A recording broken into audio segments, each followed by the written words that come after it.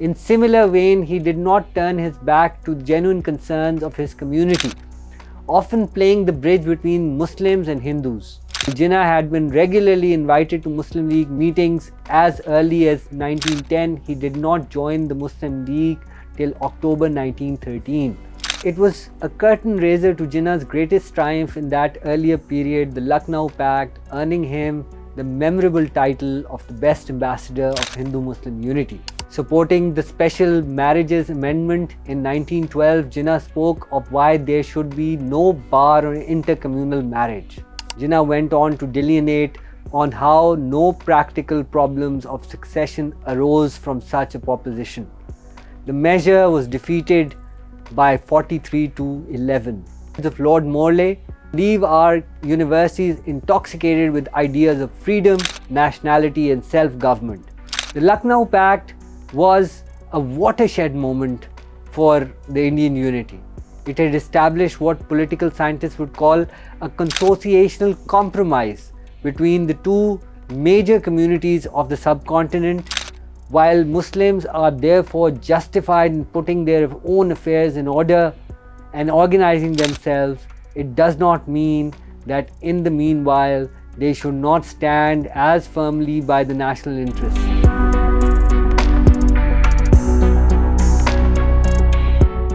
Jinnah's record as a legislator and a lawyer showed a trenchant secular commitment to the idea that legislature could and ought to overrule all social evils emanating out of religious practices. He believed that the religious differences and disputes were exploited by the British to turn Hindus and Muslims against each other. Jinnah's concerns were constitutional and he exhibited an evolved understanding of how democracy ought to evolve in the subcontinent.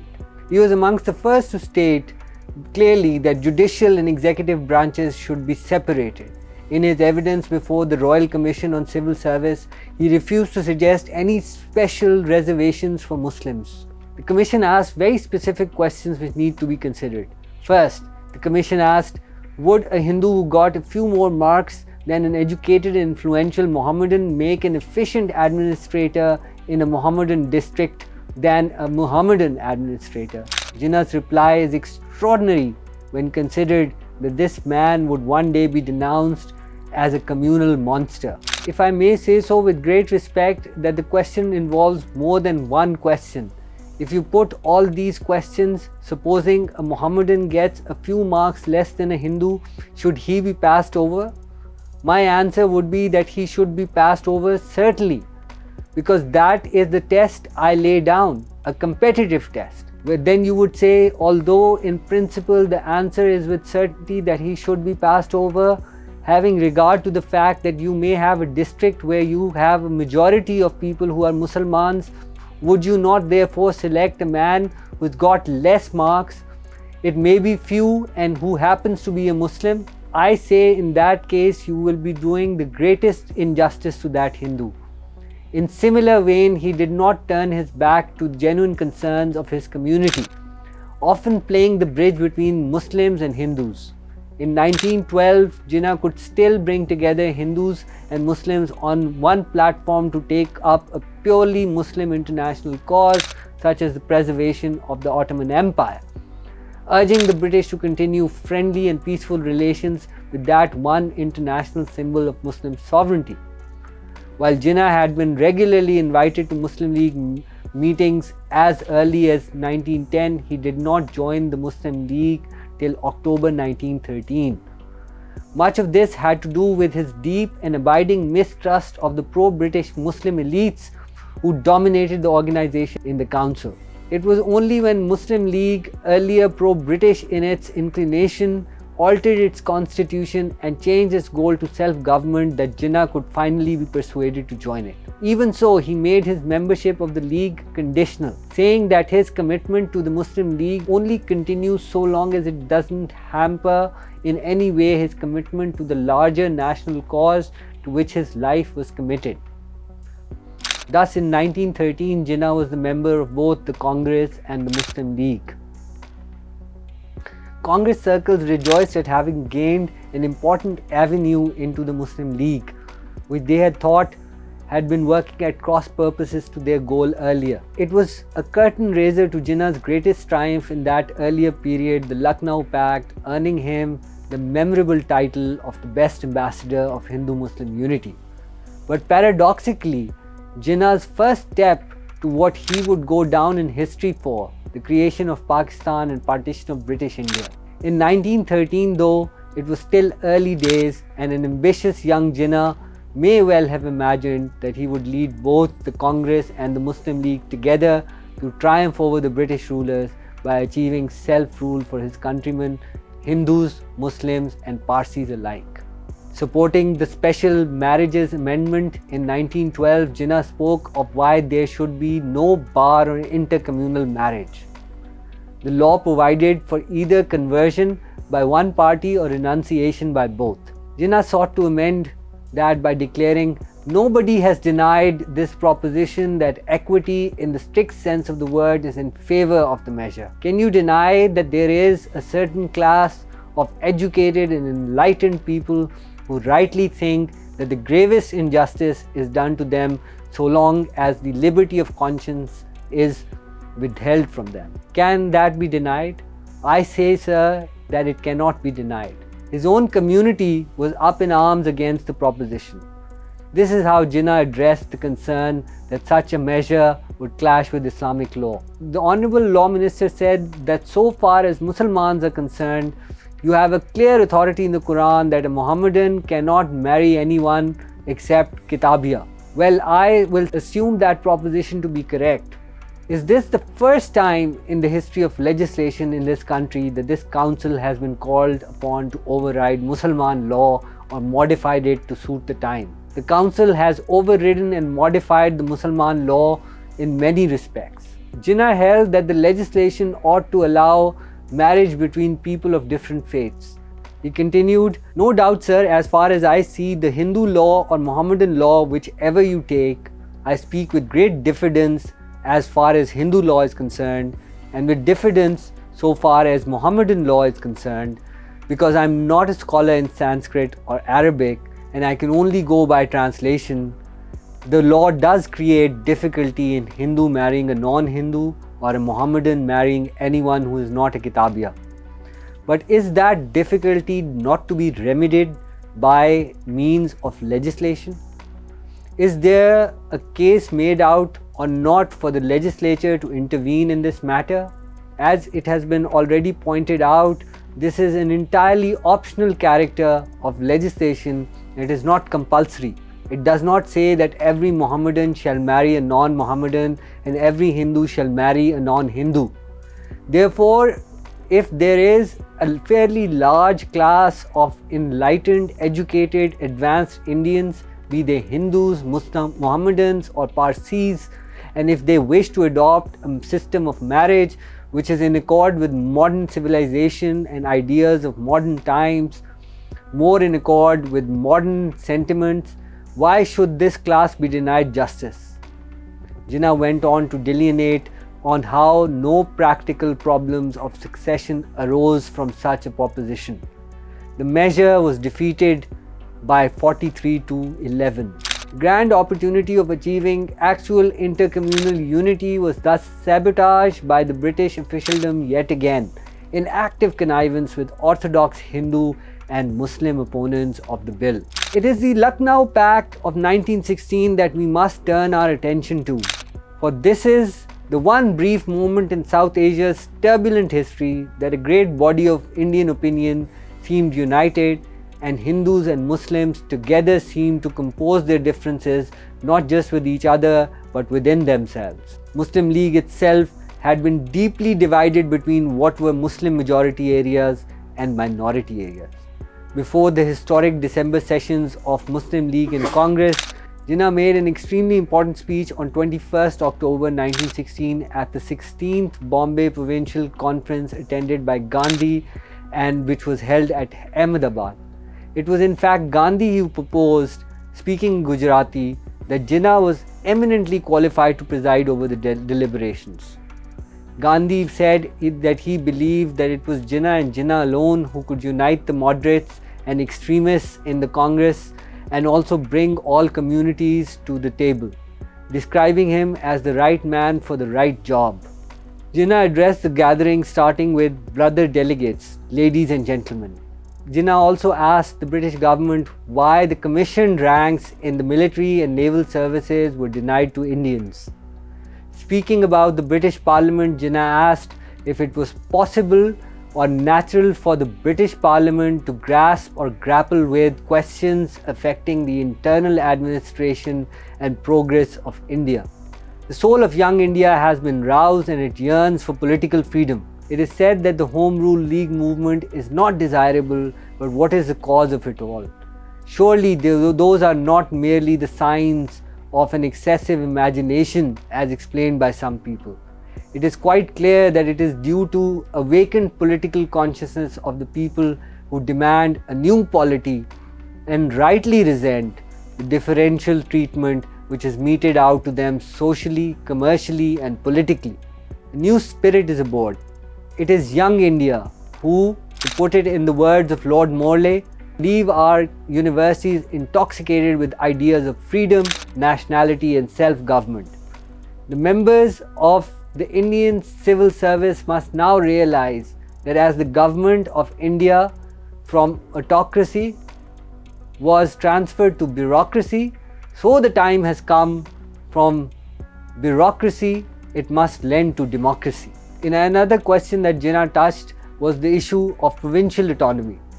Even though Jinnah was essentially an all-India politician, he was nevertheless a champion of uniform measure of provincial autonomy even at that stage. This would become one of the contentions in the coming years, but for now, provincial autonomy seemed to appeal to his listeners in Ahmedabad. He proposed a solid internal finance program for each province with the power of taxation and borrowing. He also stressed on the need for local self-government in municipal council. The irony is that the kind of self-government Jinnah envisaged is something Pakistan is still struggling with to achieve at present. The Lucknow Pact was a watershed moment for the Indian unity. It had established what political scientists would call a consociational compromise between the two major communities of the subcontinent. In retrospect though, one sees pitfalls of the resolution because it meant an acceptance of Hindus and Muslims as two entities between whom the compromise had to be reached for the constitutional progress to take place. Indian nationalists like Jinnah, Nehru, Tilak and Sapru had been earnest in their desire for lasting compromise, and Lucknow Pact seemed to deliver that. But paradoxically, it also made Hindu-Muslim unity a constitutional bedrock without which there could be no constitutional advance. It is fair to say that in Lucknow Pact, there was basis for both concord and discord. From this point onwards, Hindus and Muslims could march together if they proceeded from the basis of Lucknow Pact. However, if there was deviation, it would mean an end to unity, which is precisely what happened. The attendant idea of Muslim separatism would not have crossed Jinnah's mind in 1916, but he did refer to Lucknow Pact decades later when arguing for the two-nation theory. How different a course it would take from where he had started off as a champion of Indian nationalism, repeatedly declaring that he was an Indian first, second and last. For now, this was his moment of glory. He had been called the best ambassador of Hindu-Muslim unity by the now deceased Gokhale. Lucknow Pact cemented that sobriquet. Jinnah was a veritable link between the Congress and the League, primarily as a congressman, but also as the president of the Muslim League. By bringing Congress and the League on the same page through adroit negotiating skill, Jinnah had thrown up a major challenge to British rule. Yet there were voices on all sides that questioned the agreement. It was said that the All India Muslim League had only agreed because of young and idealistic Indian nationalists like Jinnah. Murmurs of protest came from Punjab and Bengal, where influential Muslim politicians were unhappy with the idea of giving up their majorities. Similarly, Hindu right wing was unhappy about the concessions made to the Muslims. Lucknow Pact thus created a superficial unity which ultimately depended on Jinnah's ability to stay on top and compose those differences, consolidating secular-minded Indian nationalists from each community under his leadership, most significantly in form of force of nature that his greatest future rival Gandhi would be. All this was in the future though, and the best ambassador of Hindu-Muslim unity could at this time savor the extraordinary victory, the highest point in his political career and the point where he probably and legitimately thought of himself as leading India to self-government. The tragic demise of the old ambassador of Hindu-Muslim unity and Jinnah's rebirth as the Quaid-e-Azam of the Muslim India did not happen overnight. Most of the election campaign and the year that followed, 1936 and 1937, was a period still spent pleading with the Congress and trying to establish the bona fides of the Muslim League as a patriotic, nationalist and liberal political party of the Muslims, which was ready to cooperate with the Hindus and Sikhs for India's freedom from colonialism. Explaining the Muslim League stance in April 1936, Jinnah said, "While Muslims are therefore justified in putting their own affairs in order and organizing themselves, it does not mean that in the meanwhile they should not stand as firmly by the national interests. In fact, they should prove that their patriotism is unsullied and their love for India and her progress is no less than any other community." On 9th June 1936, Jinnah spoke his heart out at Srinagar in Kashmir about Hindu-Muslim unity. Responding to the address of welcome, he said, "In your address, you have mentioned my solicitude for Hindu and Muslim unity. This unity, I assure you, is not merely a lip expression or a diplomatic statement on my part. I say it from the bottom of my heart that I have worked for it and that I will continue to work for it. I believe that without this unity, there is no hope for British Indians to rule India. I do not understand your problems here. I therefore won't hazard my opinion. But I will, however, urge one thing upon you and the leaders, that is to make the minorities, Hindus, always feel that they will achieve justice and fair play in the state. It is the duty of the majority to make them feel so. I will say that without minorities feeling that there will be fair play on the part of the majority, you will always have a sore festering in your body politic." That was Jinnah's politics in a nutshell. He believed in a united India that would nevertheless treat minorities in a manner that would make them feel as equal citizens without any handicap in a great democratic federation. A coalition ministry in 1937 in UP would have created a new anti-British alliance, which would have kept Jinnah and the Muslim League firmly within the Indian nationalist framework, and may even have induced him to make a return to Congress at long last.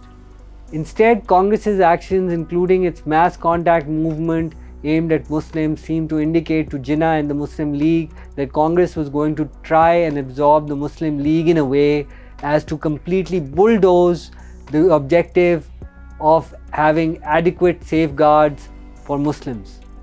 Obviously, the Congress was well within its rights to start a mass contact movement with respect to Muslims, but to have chosen this precise moment to try and cut out the one Muslim group that was closest to the Congress in its aspirations would turn out to be a monumental mistake.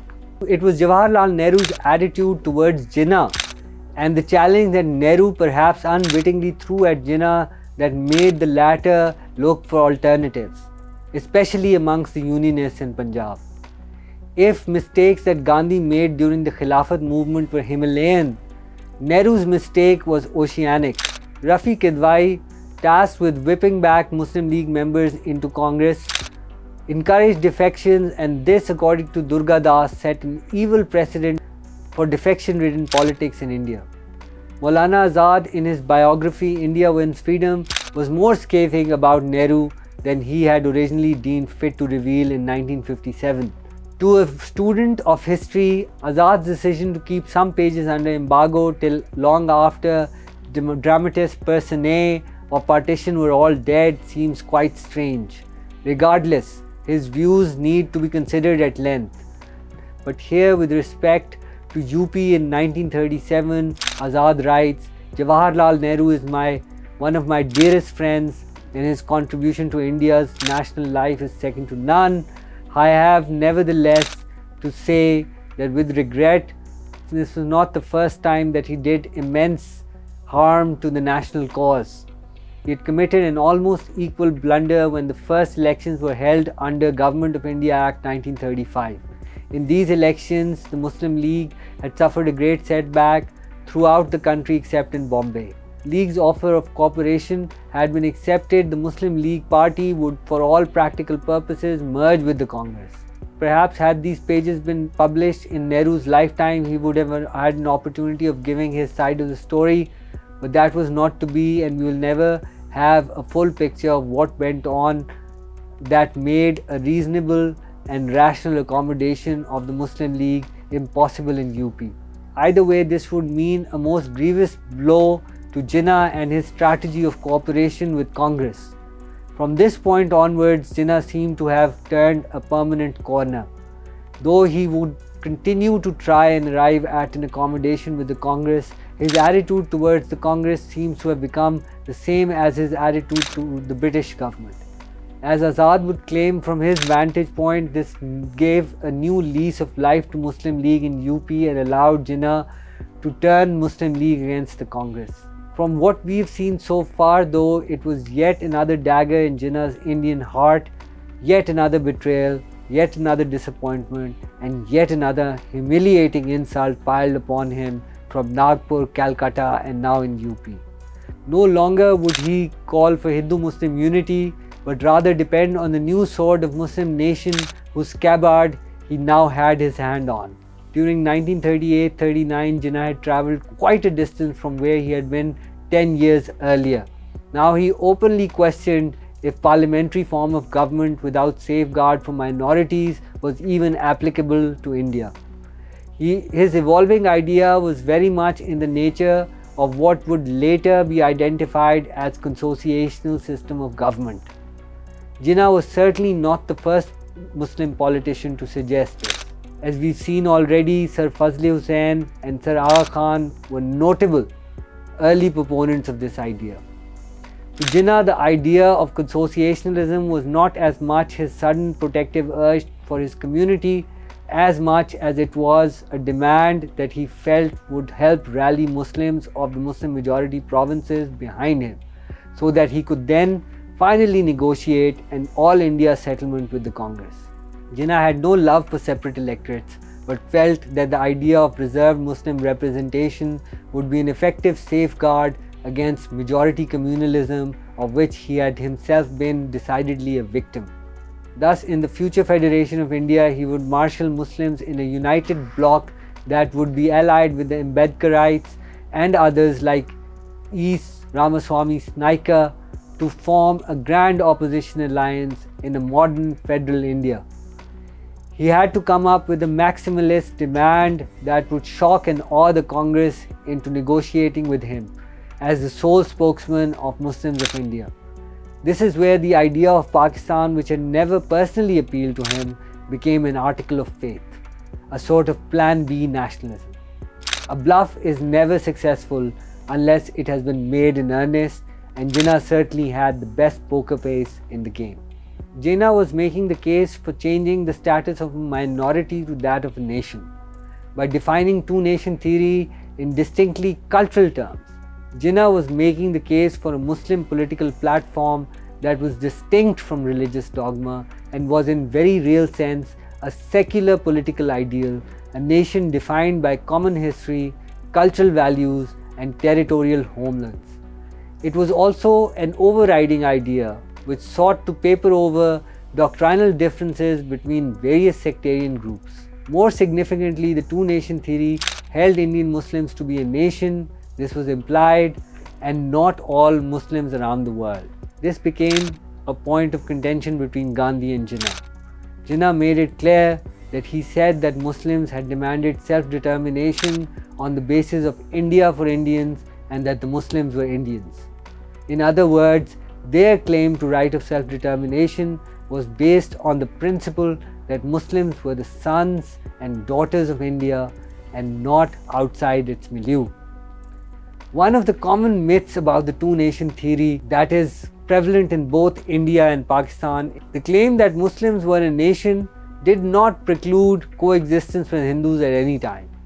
Only 2 months before the Lahore Resolution, Jinnah had given a detailed exposition of his ideas, Time and Tide of London, where he explained that the final constitutional structure should be one where Hindus and Muslims both must share the governance of their common motherland. It was not that Jinnah had turned against Western democracy, particularly of the Westminster kind, but he was arguing that such a democracy has to be qualified. He wrote, "The Muslim people have a cause to question the wisdom of British government in forcing on India the Western system of democracy without qualifications and limitations to which a system must be subject to make it at all suitable for Indian conditions." He explained at length that those special Indian conditions were that needed qualifications and limitations. The British people, being Christians, sometimes forget the religious wars of their own history and today consider religion as a private and personal matter between man and God. Interestingly, 5 years earlier, Jinnah had said exactly the same thing about religion in the subcontinent, but the interim period had probably made him reassess the situation. Now he spoke of Hinduism and Islam governing law and culture, precluding the merging of identity and unity of thought on which Western democracy is based, and inevitably bring about vertical rather than horizontal divisions that democracy envisages. This was a statement of fact, at least from Jinnah's angle. He was not necessarily enamored of the situation himself, because he goes on to write, "There are in India roughly 400 million souls who, through no fault of their own, are hopelessly illiterate and consequently priest and caste-ridden." Jinnah also suggested that the experience of Congress rule was a culture kampf. Then he spoke of a remedy which may be reproduced in entirety. British people must realize that unqualified Western democracy is wholly unsuited for India, and attempts to impose it must cease. In India, it must be accepted that party government is not suitable, and all governments, central and provincial, must be governments that represent all sections of the people. This was not an ardent partitionist. These were the words of a consociationalist. Earlier in his talks with Lord Linlithgow, Jinnah had spoken as a chastened nationalist. He had admitted to the Viceroy that he had saw no solution and that he did not believe that this country was competent to run a democracy, and that he and others who had advocated a reformed system of government had, he felt, in light of practical experience, formed a wrong judgment of the capacity of India to run such a system, that they had been carried away by their patriotic and nationalistic feelings into a wrong estimate of difficulties involved in the establishment and conduct of such a system, and that such a view was not confined to the Muslims. Linlithgow wrote, "He was clear that none of us who had pressed for reforms had really thought the thing out at the time. They had been carried away by their natural desire to home rule and by their equally natural objection any man must have to government by aliens. But he was satisfied now, he thought, that the present system would not work and that a mistake has been made by going so far. The alternative was a federal consociationalist state, which Jinnah was arguing for."